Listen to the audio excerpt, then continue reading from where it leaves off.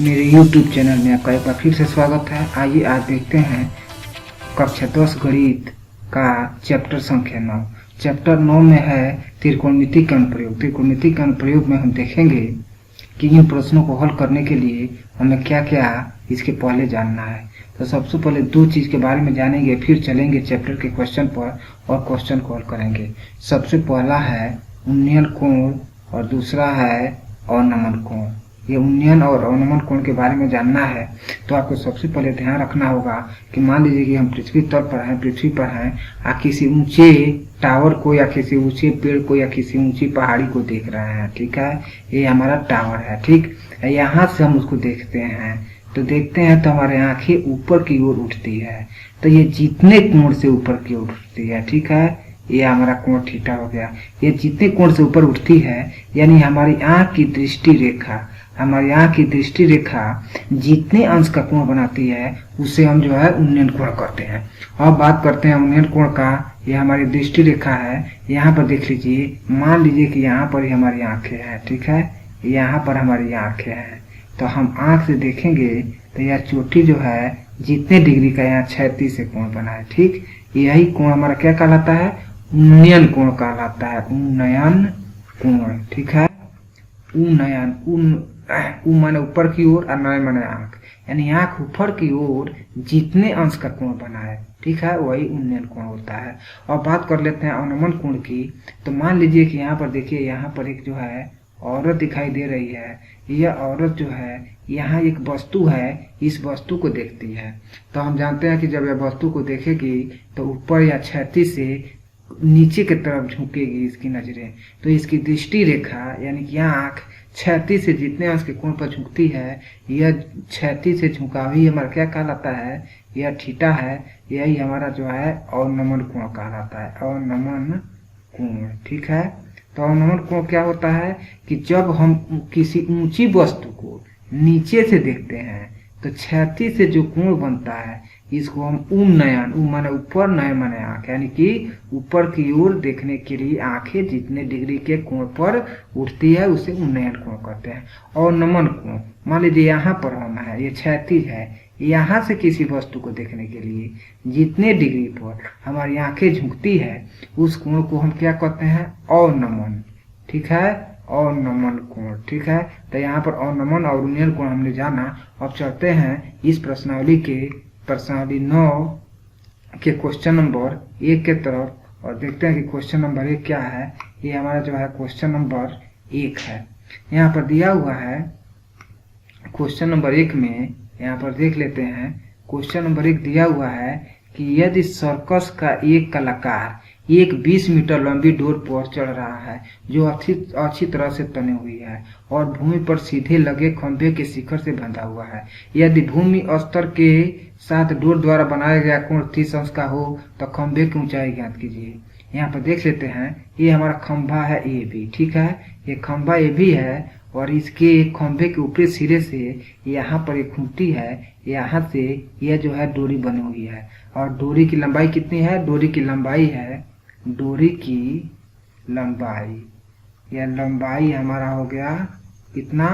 20 metre हो गया। ठीक, और यह कोण कितना बनाता है? यह डोरी जो है पृथ्वी तल से, इस पृथ्वी तल से 30 अंश कोण बनाता है। तो कोण हमारा हो गया बराबर 30 डिग्री। ठीक, और बताना है कि खंभे की ऊंचाई या ये भी है वह कितना होगा। तो हम जानते हैं कि समकोण त्रिभुज ए बी सी में, ठीक है, यहाँ पर देख लेते हैं समकोण त्रिभुज ए बी सी में। ठीक है, समकोण त्रिभुज ए बी सी में हम जानते हैं कि हमको ये लंब ज्ञात करना है। ए बी लंब है और ए सी क्या है?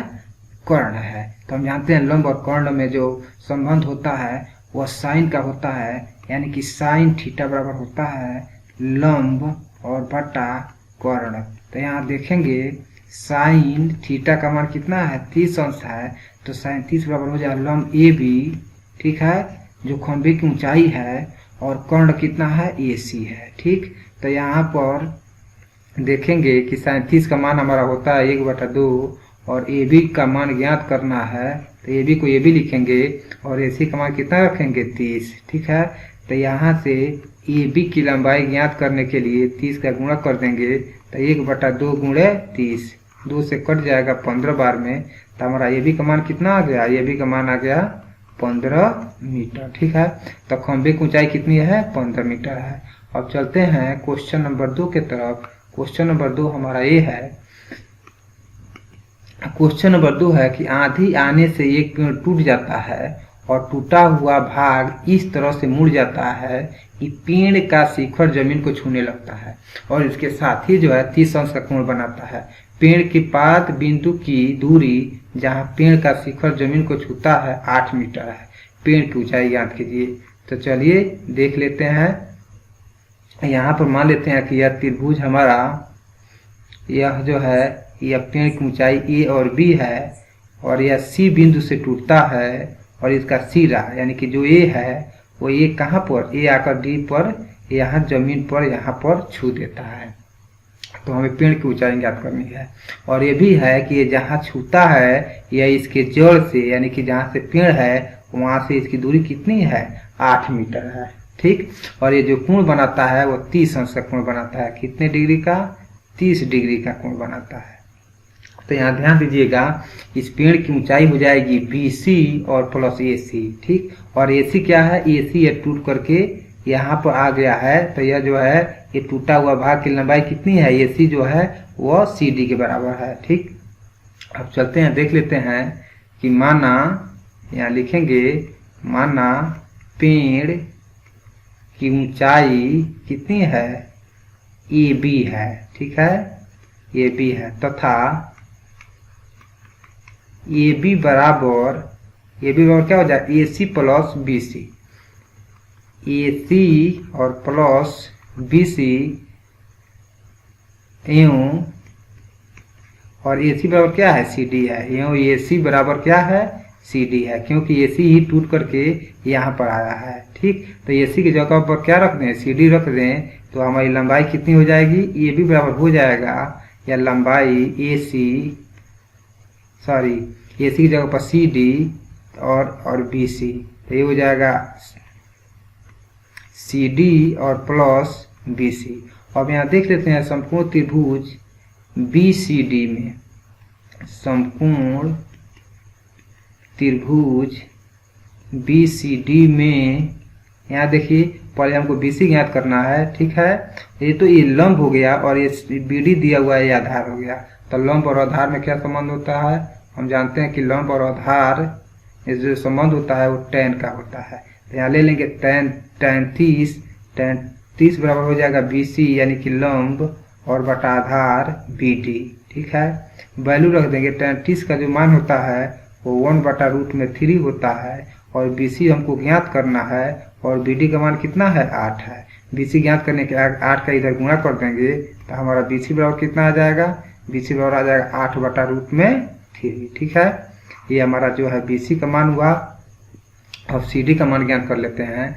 ये हमारा है CD क्या है, कर्ण है और क्या दिया है, आधार। कर्ण और आधार में संबंध होता है वो काश का होता है।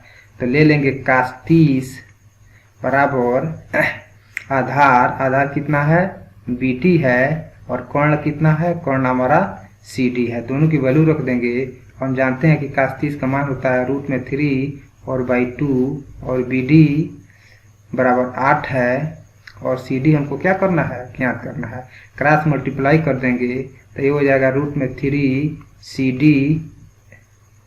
CD बराबर 8 गुणे 2। यहाँ पे देखिए यह हो जाएगा हमारा CD बराबर 8 × 16 और 16 में √3 का क्या कर देंगे, भाग दे देंगे। ठीक, अब हम पेड़ की ऊंचाई ज्ञात कर लेते हैं। पेड़ की ऊंचाई कितनी है, AB है। तो अब AB बराबर हो जाएगा क्या, CD और प्लस BC, दोनों का मान रख देंगे। तो CD का मान कितना है, 16 और बटा √3 और BC का मान है 8/√3। दोनों को जोड़ देंगे तो ये हमारा AB बराबर आ जाएगा। देखिए दोनों का डिनोमिनेटर यानी कि हर समान है, इसलिए ऊपर के जो अंश है उसको जोड़ लेंगे। 16 और 8 कितना हो जाएगा, 24। ये हो जाएगा 24 और बटा √3। ठीक, ऊपर नीचे √3 का गुणा कर दें तो 24 और गुणे √3 और बटा √3 गुणे √3। ठीक है, तो ये हो जाएगा 24 और √3 और √3 में √3 का गुणा हो जाएगा तो कितना हो जाएगा 3, 3 × 8 = 24। तो यह हो गया 8 और रूट में 3। तो यहाँ पर देख लेते हैं आंसर हमारा आ गया कि पेड़ की ऊंचाई ये भी बराबर कितना, यह हो गया 8 और √3 मीटर। ठीक, ये हमारा आंसर हो गया। चलते हैं अगले क्वेश्चन की तरफ। Question number 3। क्वेश्चन नंबर 3 आपके सामने है। यहाँ पर दिया हुआ कि एक ठेकेदार बच्चों को खेलने के लिए एक पार्क में 2 फिसलन पट्टी लगाना चाहती है। 5 वर्ष से कम उम्र के बच्चों के लिए एक ऐसी फिसलन पट्टी लगाना चाहती है जिसका शिखर जो है 1.5 मीटर की ऊंचाई पर हो और भूमि के साथ 30 अंश का कोण पर झुका हुआ हो, जबकि इससे अधिक उम्र के बच्चों के लिए वह 3 मीटर की ऊंचाई पर एक अधिक ढाल की फिसलन पट्टी लगाना चाहती है जो भूमि के साथ 60 अंश का कोण बनाती हो। प्रत्येक स्थिति में फिसलन पट्टी की लंबाई क्या होनी चाहिए। तो यहाँ देख लेते हैं कि प्रत्येक कंडीशन में फिसलन पट्टी की लंबाई कितनी होगी।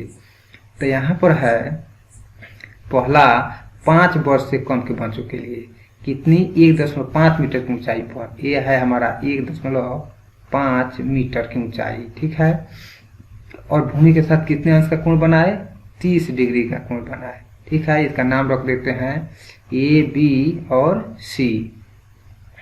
जबकि इससे अधिक उम्र के बच्चों के लिए 3 मीटर की ऊंचाई। यहाँ पर देखिए यह अधिक है, यह 3 मीटर की ऊंचाई पर है और जो कोण है वो कितने अंश का बनाता है, 60 अंश का। इसका नाम रख देते हैं P, Q और R। ठीक है, प्रत्येक स्थिति में फिसलन पट्टी की लंबाई क्या होगी। फिसलन पट्टी यहाँ से व्यक्ति जो है फिसलना शुरू करता है। ठीक है, फिसलते फिसलते बच्चे कहाँ आते हैं, यहाँ पर आते हैं, यानी कि हमको AC की लंबाई क्या करनी है, ज्ञात करनी है। तब चलिए यहाँ जो है संपूर्ण त्रिभुज है ये। ठीक है, तो संपूर्ण त्रिभुज ABC में देखिए यहाँ पर जो है ये लंब दिया हुआ है, हमको कर्ण ज्ञात करना है। तो हम जानते हैं लंब और कर्ण में जो संबंध होता है वह साइन का होता है। तो यहाँ पर ले लेंगे साइन 30 डिग्री और साइन 30 डिग्री बराबर हो जाएगा लंब AB और बटा कर्ण कितना, AC। ठीक, इम्प्लाई साइन 30 का मान होता है 1/2 और AB का मान दिया है 1.5 मीटर और AC का मान हमको ज्ञात करना है। क्रॉस मल्टीप्लाई कर देंगे। ठीक है, तो 1 × AC बराबर हो जाएगा 2 × 1.5 या AC बराबर हो जाएगा 15 दूना 30, 3.3 मीटर, 3.0 मीटर यानी कि 3 मीटर। ठीक है, ये पहला कंडीशन हो गया। दूसरा कंडीशन में देखते हैं संपूर्ण त्रिभुज PQR में। ठीक है, यहाँ पर भी ये 3 मीटर है, हमको क्या यहाँ PR का मान ज्ञात करना है। तो ये भी क्या है हमारा कर्ण है। ठीक है, कर्ण ज्ञात करना है और ये क्या है, लंब है। तो हम जानते हैं कि लंब और कर्ण में जो संबंध होता है वो साइन का होता है। तो यहाँ ले लेंगे साइन 60। तो साइन 60 बराबर हो जाएगा लंब PQ और बटा कर्ण PR। हमको PR का मान ज्ञात करना है। साइन 60 का जो मान होता है वह √3 और बटा 2 होता है।